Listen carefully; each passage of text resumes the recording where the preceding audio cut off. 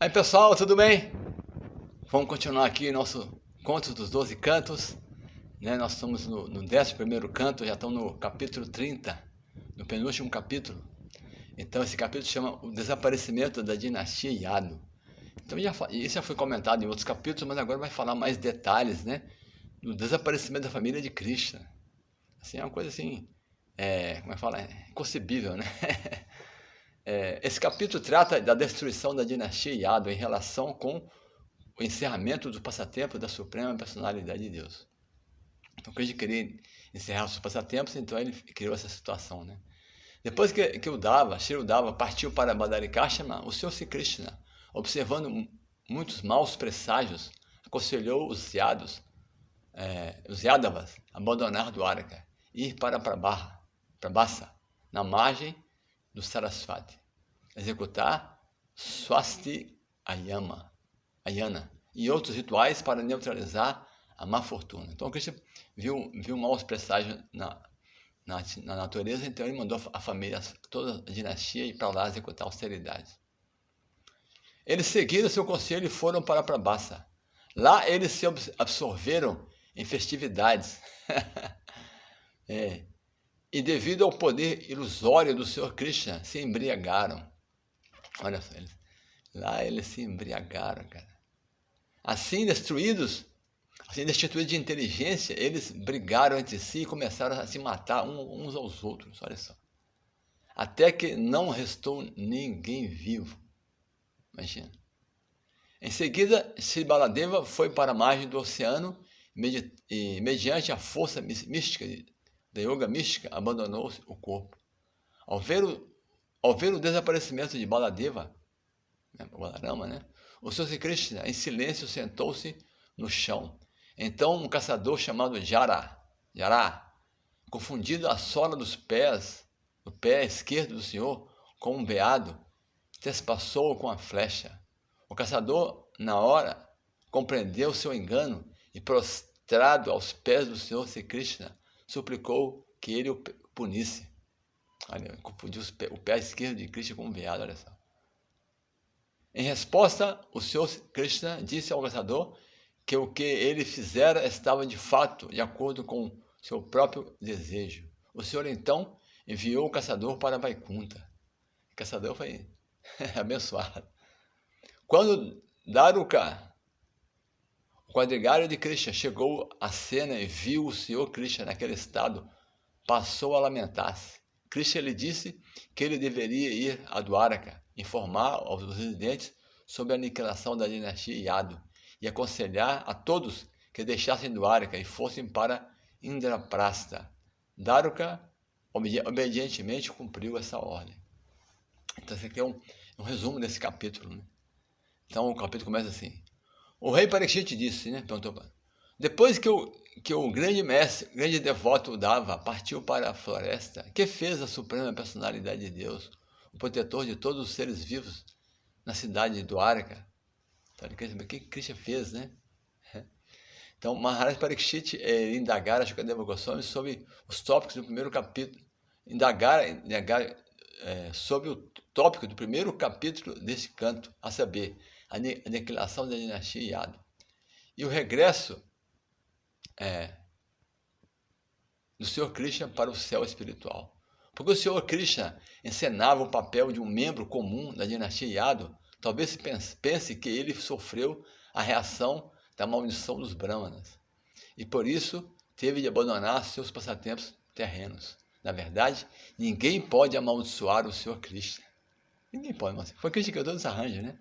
Narada Muni e os outros sábios que amaldiçoaram a dinastia Yadu são eternos devotos do Senhor Krishna e não poderia de forma alguma amaldiçoá-lo. Portanto, ao abandonar seus passatempos e deixar a terra junto com a dinastia Yadu, o Senhor Krishna demonstrou sua potência interna e vontade pessoal, pois ninguém pode desafiar a potência suprema da personalidade de Deus. Então Krishna, ele fez todo esse arranjo para os Yadavas serem amaldiçoados pelos Brahmanas, porque ele entendeu que ninguém poderia destruir essa família a não ser ela mesma. Então, como está vendo aqui, eles vão se embriagar e vão um matar o outro, eles mesmos. Então, Maharaj Pariksit continua perguntando, né? Após sua própria dinastia ter se defrontado com a destruição decorrente da maldição dos Brahmanas, como pôde o melhor dos riados abandonar seu corpo, o mais querido objeto dos olhos de todos?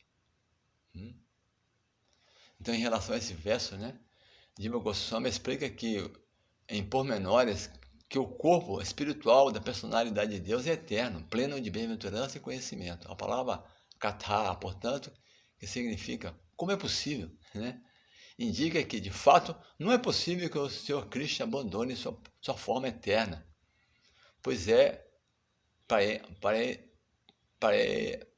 Preyasin Sarvanetranam, o mais atrativo objeto de prazer para os olhos de todos os outros sentidos. Então, a forma de Krishna é totalmente atrativa, não pode ser destruída, e é eterna, né? Então, a gente gostamos de estar falando isso aqui, né? Então, uma vez, aí Maharaj continua perguntando, uma vez que seus olhos se fixassem na forma transcendental do Senhor, as mulheres eram incapazes de desviá-los. Uma vez que essa forma entrasse nos ouvidos dos sábios e se fixasse nos seus corações, ele jamais sairia. Para não falar de adquirir fama, os grandes poetas que descreviam a beleza da forma do Senhor viam suas palavras revestidas de atração transcendental e agradável. Por ver essa forma na quadriga de Arjuna, todos os guerreiros do campo de batalha de Kurukshetra alcançaram a liberação, em que se obtém um corpo espiritual semelhante ao do Senhor. Então, a forma de Krishna, só por ver, só por pensar nela, todo mundo se beneficiou. Então, como é que é isso, né? A Shukadeva Goswami vai responder, né? Ao observar muitos sinais perturbadores no céu, na terra e no espaço exterior, o Senhor Krishna dirigiu aos yados reunidos no salão de assembleia chamado Sudharma as seguintes palavras. Então, que a gente vai falar para os yados, né? Segundo Siddhara Swami, o sinal inauspicioso no céu foi o aparecimento de um halo ao redor do Sol, Na terra, a ocorrência de pequenos terremotos, e no espaço exterior, o surgimento de uma vermelhidão incomum no horizonte. Esses outros presságios semelhantes eram impossíveis de neutralizar, pois o próprio Senhor Krishna os criara. A suprema personalidade... Então, Shukadeva Goswami continua falando, né? Então Shukadeva Goswami vai explicar o que Krishna falou, né, na Assembleia. A suprema personalidade de Deus disse: ó líderes da dinastia Yadu, por favor, atentai para todos os terríveis presságios que apareceram em Dwaraka, como se fossem as bandeiras da morte. Não devemos permanecer aqui nem mais um instante. Queria que todo mundo fosse para Bassa, né?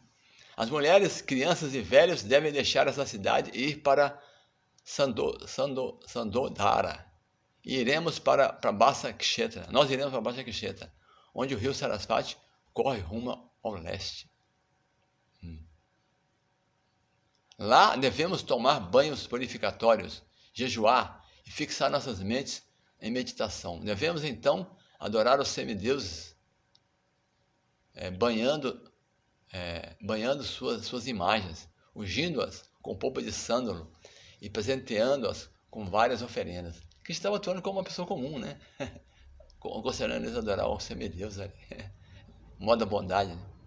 Depois de executarmos os rituais expiatórios com a ajuda de funcionadíssimos brahmanas, adoraremos tais brahmanas, oferecendo-lhes várias vacas, terra, ouro, roupas, elefantes, cavalos, quadrigas e moradias.